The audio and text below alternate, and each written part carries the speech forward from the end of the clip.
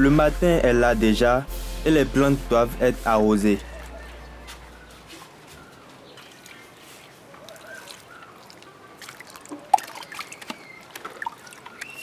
Pourtant, le sommeil est toujours présent sur certains visages, dont celui du plus petit, le Benjamin de la famille, qui venait de les rejoindre. Ce n'est pas pour une quelconque autre raison qu'on est matinal comme ça. Juste que la majorité ou pratiquement tous ceux qui y sont ont cours à 7 heures du matin. Raison pour laquelle il faut vite se réveiller pour arroser son domaine avant de partir. Oui, en parlant de domaine, les rangées de plantes sont réparties à chacun. À mon réveil, moi je ferai donc les miens. Je n'ai pas cours à 7 heures, rien ne me presse.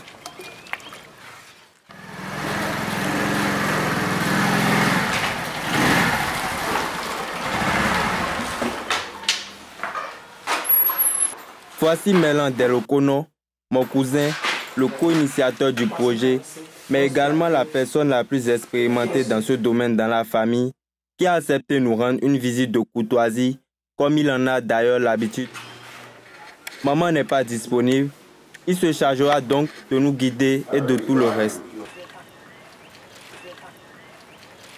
L'hydroponie, c'est la culture de plantes, c'est-à-dire la production ordinaire dans un substrat neutre et inerte, qui peut être du sable par exemple.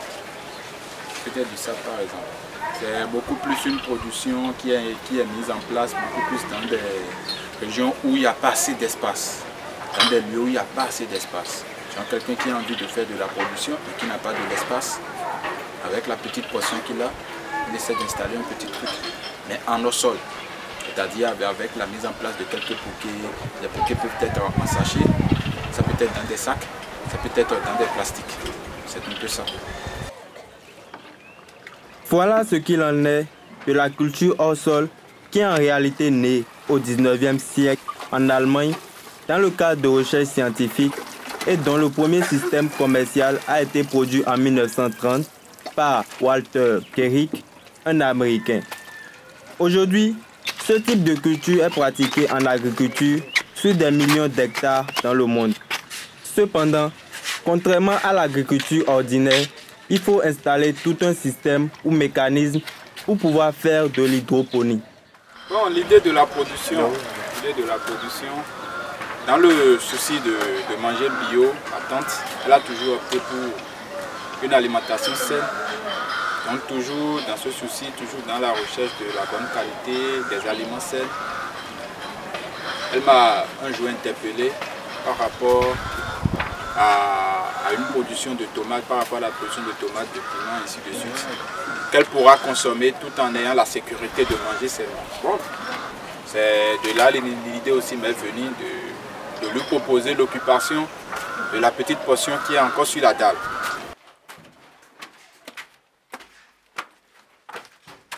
Cependant, contrairement à l'agriculture ordinaire, il faut installer tout un système ou mécanisme pour pouvoir faire de l'hydroponie.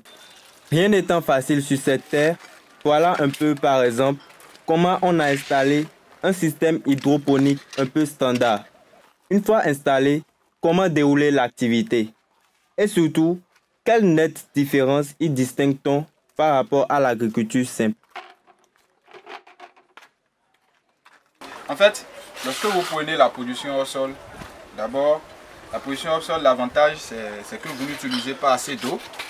Vous avez le contrôle de la production, vous limitez les dégâts, c'est-à-dire les attaques. Contrairement à l'autre production où ça nécessite encore assez de main-d'œuvre. Or, au niveau de cette production par exemple, la main-d'œuvre elle est limitée. Et autre avantage est que vous n'arrosez pas tous les jours. La belle preuve, l'arrosage au niveau de ces plantes a été fait depuis 2 jours. Et là, vous avez toujours l'humidité. Malgré la saison sèche, vous avez toujours l'humidité. Autre avantage est que lorsque vous faites les apports, la plante dans les poquets arrive à prendre le nécessaire dont ils ont besoin. Contrairement à l'autre production où pour pouvoir faire d'apport, vous êtes obligé de faire l'apport sur toute la planche. C'est vrai, des apports se font par poquet au niveau de votre production aussi. Les apports sur plante pas poquer. Mais l'arrosage, on le fait pratiquement presque tout le temps, matin, soir. Or ici, vous avez une rétention d'eau qui permet de maintenir le haut niveau de la plante. Vous voulez faire d'apport, vous essayez de faire uniquement au niveau de la plante. Vous n'êtes même pas obligé de faire l'apport à plein temps. Parce que, étant donné que c'est cette plante seule qui est là, elle arrive à avoir le nécessaire. Le peu que vous mettez, elle arrive à en profiter au maximum. C'est un peu ça. C'est un peu ça au niveau de la production. Et au niveau de ce qui est un peu comme inconvénient au niveau de la production, et comment on appelle, au sol, dans ces poquets par exemple, il y a des productions que vous ne pouvez pas faire. Par exemple, je prends l'exemple de la grande morelle. Certes, on peut le faire, mais lorsque vous visez une production d'échelle, ça ne vous arrange pas, la rentabilité n'y sera pas.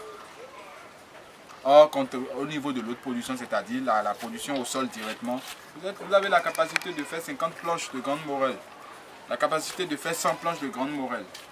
Je parle des légumes, grande morelle, comment on appelle, le zélonia, tout ça là quoi, en grande quantité. Or, ici, si vous devez le faire au niveau des sols, vous serez obligé de faire par poquet. Un pied, 2 pieds, et ce qui n'arrange pas trop. Donc c'est un peu ça la différence entre les deux. L'autre production permet de faire une production de masse au niveau de toutes les spéculations.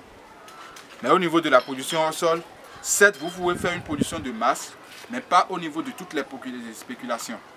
Et j'ai donné déjà l'exemple tout à l'heure. Ici vous pouvez faire une production de masse au niveau du piment, au niveau de la tomate, des concombres, pourquoi pas. Mais les légumes tels que la grande morelle, le vernonia, ainsi de suite, ça vous ne pouvez pas en sol. Vous ne pouvez pas en sol. Donc c'est un peu ça. Contrairement à l'aquaponie, une méthode de production hors sol toujours, mais qui combine la culture des plantes hors sol avec un système d'aquaculture, élevage d'animaux aquatiques, souvent des poissons, cette hydroponie maison est réalisée avec comme apport des fientes de caille.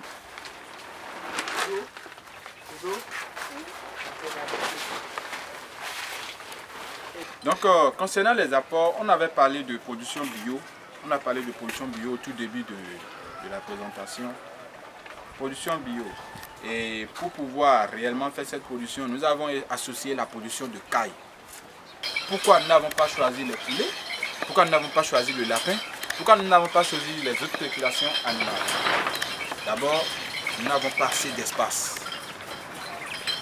Et secondo, les cailles, parce que les cailles avec toutes leurs vertus thérapeutiques et le marché qu'elle a déjà, je parle de ma tante, qui sont ses collègues, qui sont également à la recherche d'une consommation saine et bio.